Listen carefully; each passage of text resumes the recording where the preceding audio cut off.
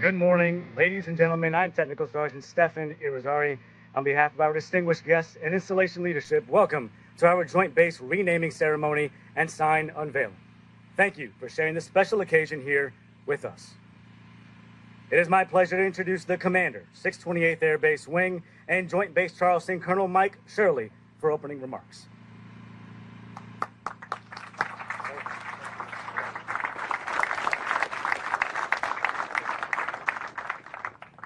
Good afternoon. It's absolutely an honor to stand before you today among some of our nation's leaders, our community partners,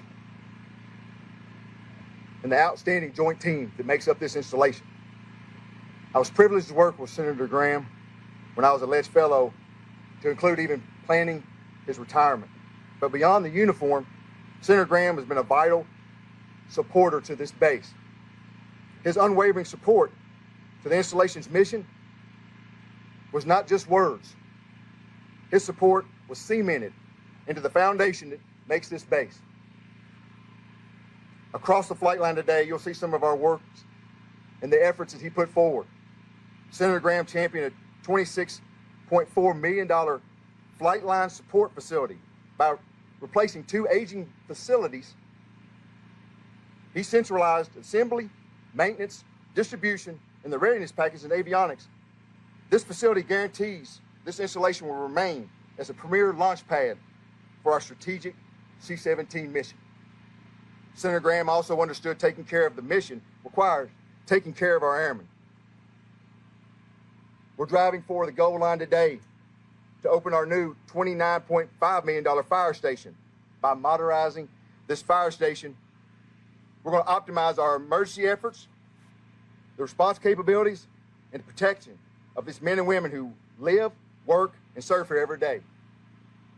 As we unveil this new sign today, it's much more than a marker on our gates. It will serve as a daily reminder to every sailor, airman, Marine, soldier, guardian, civilian, contractor, that their mission is vital and their safety is prioritized. And their sacrifice is valued by our highest level of government. To the leaders here today, thank you for your steadfast leadership. To Charleston community, thank you for being the greatest military hometown in the nation. And to the men and women of the Joint Base, keep demonstrating this capability because we are the premier power projection platform. Thank you very much. Have a great day.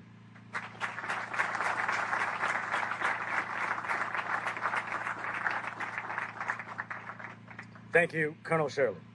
It is now my honor to invite the Secretary of the Treasury, the Honorable Scott Bessent, to the podium for his remarks.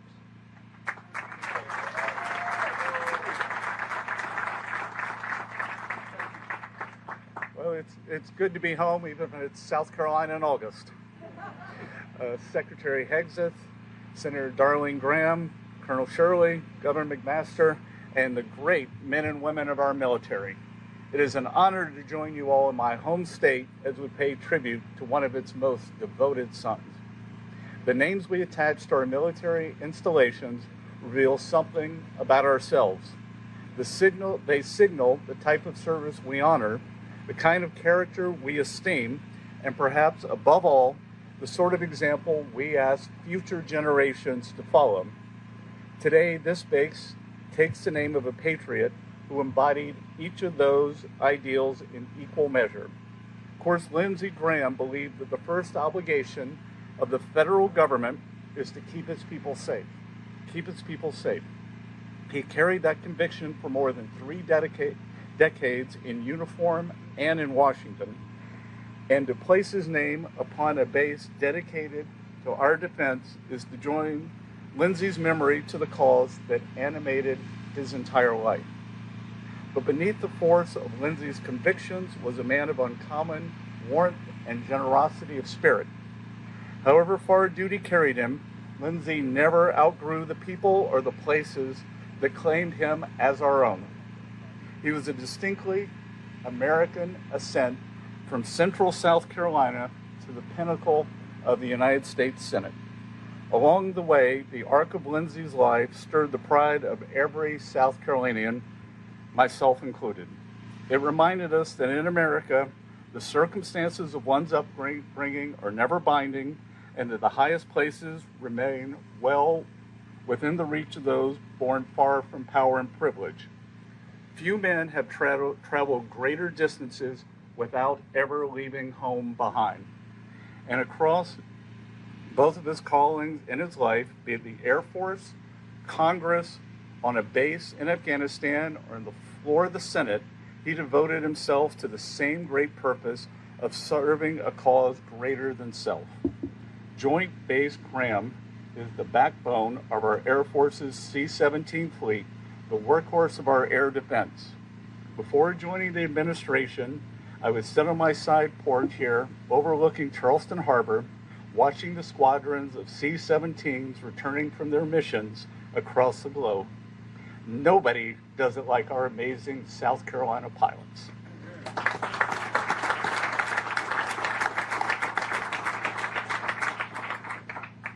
And crews. From today forward, these planes will have Joint Base Graham on their tails, a reminder that Senator Graham was the American people's workhorse. That is why Lindsey Graham's legacy belongs here, and it's why this base will bear his name with pride. So may God continue to surround the Graham family as they draw strength from a grateful Palmetto State. May he bless our troops who sacrifice every day to defend our way of life, and may Lindsey Owen Graham's memory continue to be the blessing his life was as it stands watch over every mission launched from the Low Country to the farthest corners of the globe in defense of freedom. Thank you all very much.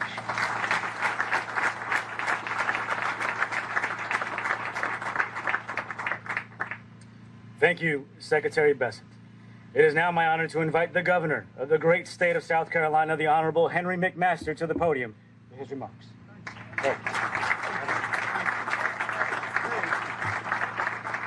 Well, if Lindsey were here, he'd say, "I'm for you." And he was. I'll try to be brief. I think it's fitting that we name important things after people. It presents an opportunity for some of those who don't know to ask, what happened here? Who was this man? Who was this woman? What did they do? Why are we putting their name on this monument, on this pedestal, on this building? In this country today, there are far too many people who have little or no understanding or knowledge about what it took to build our great, unique, in the history of the world country. It took sacrifice, it took blood, and no state has given more blood, more sacrifice, and more sons than our state, the state of South Carolina. Lindsey knew that. I believe that is what inspired him. I believe that's why he dedicated his life in and out of uniform. Some people serve their country in a suit, others serve it in uniform, others serve it in casual clothes. Lindsey served it in all three. He made this state, his country, and his people proud. Our state's got a long history, unlike any other. From the day, June 28, 1776, when the South Carolina Patriots repelled the British Navy at the Battle of Sullivan's Island, under the command of Colonel Moultrie, William Moultrie, who now has his name on that fort, to the Battle of Camden, where more men, young men, were lost, over 1,000, biggest loss in the Revolutionary War, to Kings Mountain in 1780, Cowpens in 1781, when General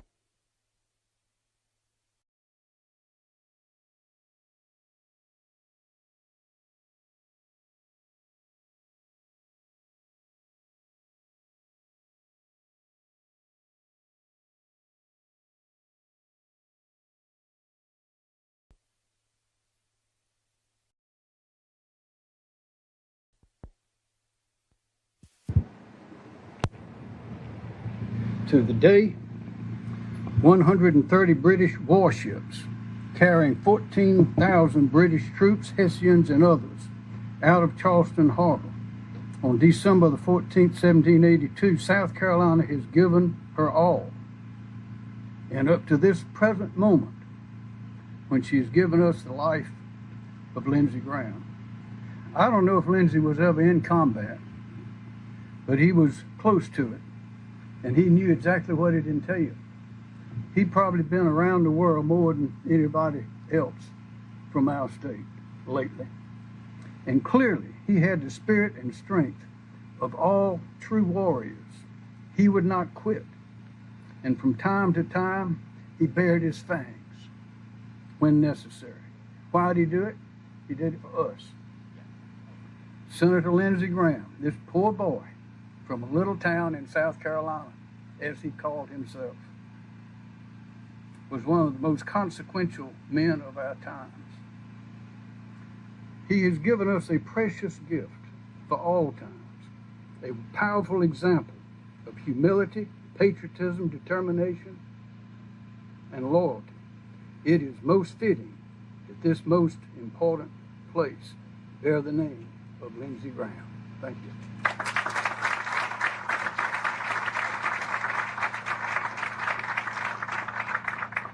Thank you, Governor McMaster. It is now my honor to invite the Secretary of War, the Honorable Pete Hegseth, to the podium for his remarks. Sir.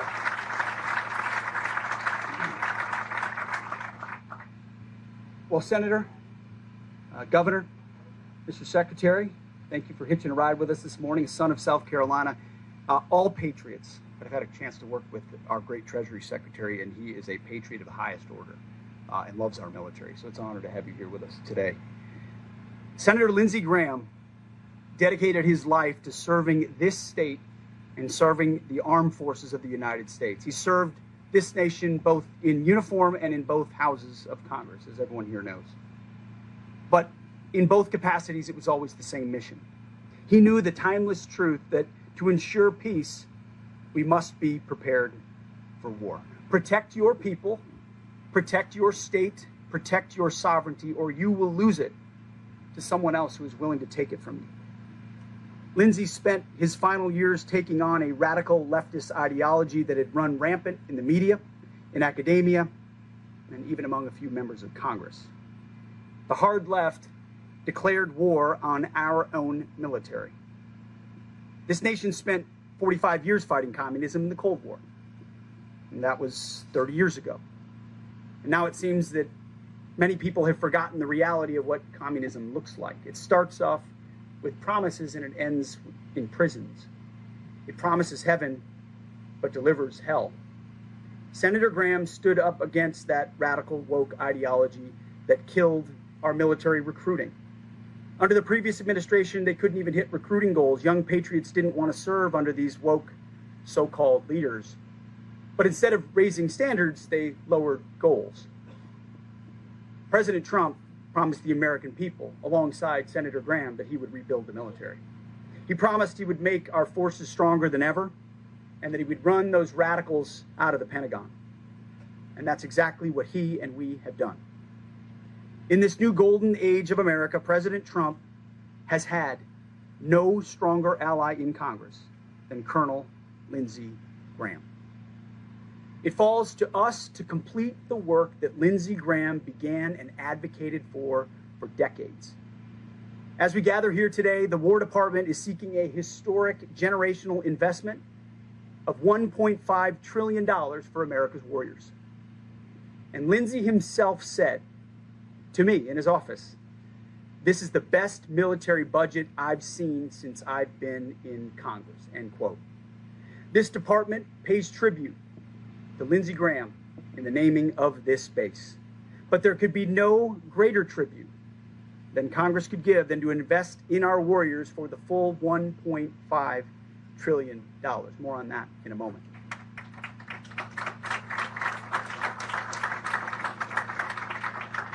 Fully funding our warriors would be one last great accomplishment for Colonel Lindsey Graham and a major part of his legacy. And I believe that he will continue here and around the world to inspire airmen for generations to come. And I say around the world because, as was mentioned, those gray tails that say Charleston, now when they land in far-flung places, will say Graham. The world will remember that name. South Carolinians grow up with stories of legendary warriors from this state. warriors like the Swamp Fox, Francis Marion, who helped win our freedom at Yorktown, like Lieutenant Irwin David Shaw, a pilot who gave his life in World War I, or General Bernie McIntyre, who spent his final moments saving innocent lives. Or how about just a few weeks ago, President Trump gave the Medal of Honor to a Marine who fought the communists in the jungles of Vietnam, James Capers Jr. of Lee County, South Carolina. Now South Carolinians will grow up learning about the namesake of this incredible joint base, Senator Lindsey Graham. I'm proud to say that I actually knew him for more than 20 years. I was telling his sister that. 19 years ago, young lieutenant, First Lieutenant Pete Hegseth came back from Iraq, was a part of a veterans organization called Vets for Freedom that believed in the surge in Iraq and advocating for the troops on the ground. We were a young, scrappy veterans organization with no money and no access and connections. The first and only senator willing to meet with First Lieutenant Pete Hegseth and Nowhereville Vets for Freedom was Senator Lindsey Graham. He welcomed us into his conference room, sat us down as a bunch of lieutenants and NCOs and others around the table, fresh back from Iraq, who wanted the right strategy. I'll never forget it in his accent. He sat there and he said, "Gentlemen," I can't do a Lindsey Graham accent. It always devolves into a Trump accent. He said, "Gentlemen, welcome to a place where you can still say the word victory." He believed in mission success. He believed in the troops. He believed in giving the troops everything they needed. And he served himself. In fact, a few years later, Captain Hegseth was an instructor at a base on the outskirts of Kabul in Afghanistan. And who came to visit? Colonel Lindsey Graham. I had mentioned that we were out there at the counterinsurgency school and we could give him an update on what the Taliban was up to. Sure enough, during his reserve duty, there he was. Jet lagged as all hell, because that man had a schedule like nobody else. But he was there to hear from us because he wanted his ear to the ground from the troops of what was actually happening in the war in Afghanistan. Fast forward, I mentioned the military budget of $1.5 trillion. The last meeting I had with Senator Graham was about a week before his passing, or so, maybe 2 weeks before his passing. And he said, he's the Budget Committee chairman. He said, "Mr. Secretary, what do you need for reconciliation?"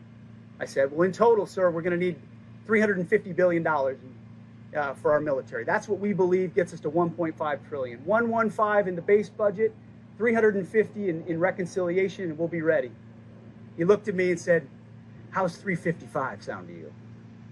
He wanted to give even more than 350. He wanted to ensure our military was as equipped as humanly possible because he was thinking of places like this one right here. I saw firsthand as a young first lieutenant, as a captain in a combat zone, and as a secretary, the unwavering commitment of Lindsey Graham.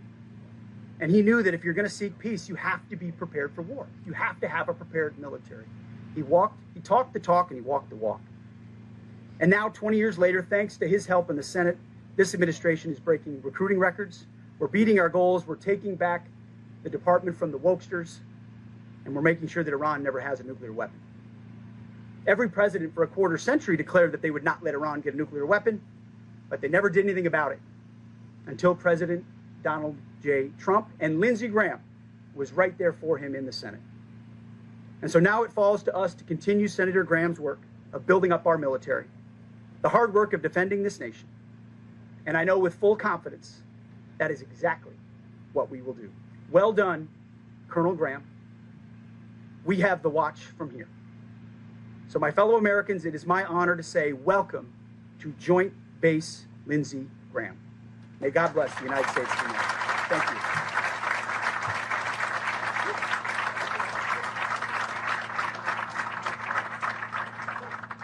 Thank you, Secretary Hegseth.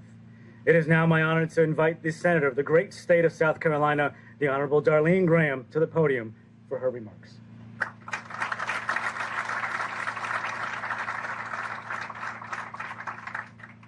Thank you. And Secretary Hegseth, I can do Lindsey's accent. And he would say, "What are we doing sitting out in this hot sun today?" That's what he would say. But what an emotional and exciting day. I want to thank Secretary Hegseth, Secretary Besant, and distinguished guest, Governor McMaster. Thank you as well for being here today. I could not be more honored to be with you today. What an honor for my brother, and what a tribute to his 33 years of service. Lindsay loved the Air Force. He loved its mission. He loved wearing the uniform of his country. His interest in foreign affairs and national security started with his service in the Air Force. Many of you don't know this, but Lindsay originally wanted to be a pilot. He actually got his pilot's license in high school, but he had issues with hearing in one ear. So he chose to become a lawyer instead, and the rest, of course, is history. It didn't take him long to make a name for himself in the world's greatest Air Force. In his first few years on active duty, he uncovered serious problems with the Air Force's drug testing procedures. It earned him a spot on 60 Minutes, but more importantly, he saved the career of a pilot who had been wrongly accused of drug use. After that, he was sent to serve in the U.S. Air Forces in Europe. It was in a divided Germany that he saw the Berlin Wall and the evils of communism firsthand. He carried what he saw there with him the rest of his life. Lindsay left active duty in 1989 and came home to join the South Carolina Air National Guard. When the Gulf War came in 1990, he was activated to support troops preparing to deploy out of McIntyre. When he was elected to the House of Representatives, he joined the Air Force Reserves. When he was elected to the Senate, he continued his service. In April 2003, as a senator, he did his first reserve duty right here in Charleston. In 2004, I traveled with Lindsay to the White House and met with President George W. Bush in the Oval Office. There, President Bush presided over Lindsay's promotion to colonel. Lindsay later became the first member of Congress in decades to serve in an active war zone with deployments to Iraq and Afghanistan. In 2007, while on reserve duty in Iraq, the cost of war truly hit home. Lindsay had spent days working on legal issues with Navy Commander Philip Murphy Sweet. One day after Lindsay left, he received word Commander Sweet had been killed by an IED. As Lindsay put it, by some strange twist of fate, he had spent Murphy Sweet's final day with him. It touched Lindsay deeply. Lindsay retired as a colonel from the Air Force Reserves in June 2015, not by choice, but because Air Force policy required it. He had aged out. 33 years of honorable service spread across active duty, the Air National Guard, and the Air Force Reserves. It was sometimes hard to tell if Lindsay was a senator who happened to serve in the Air Force or an Air Force lawyer who happened to serve in the Senate. Such was his love for both. That's the man this base is named after. A man who loved his country, loved his state, and loved the United States Air Force. I could not be more honored or humbled for him to be recognized in such a fashion for his lifetime of service. Thank you.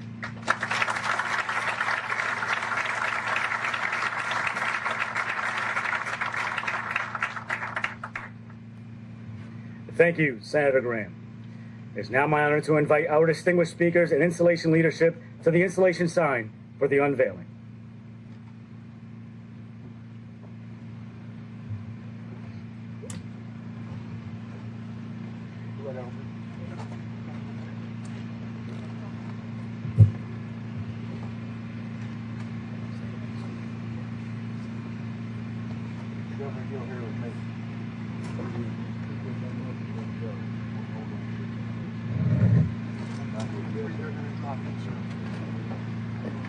The moment has now arrived. With a shared vision for the future and deep respect for our past, together, let us mark this new beginning in 3, 2, 1.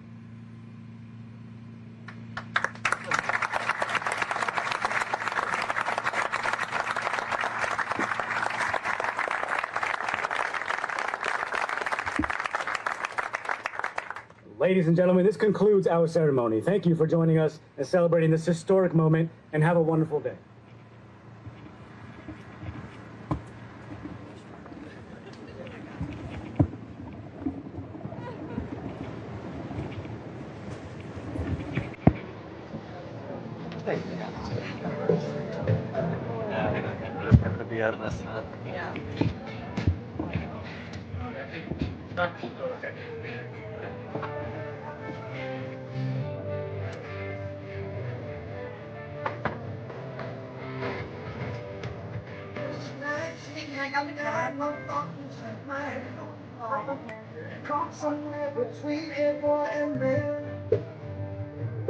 Ladies and gentlemen, please remain in your seats until all dignitaries have left the premises.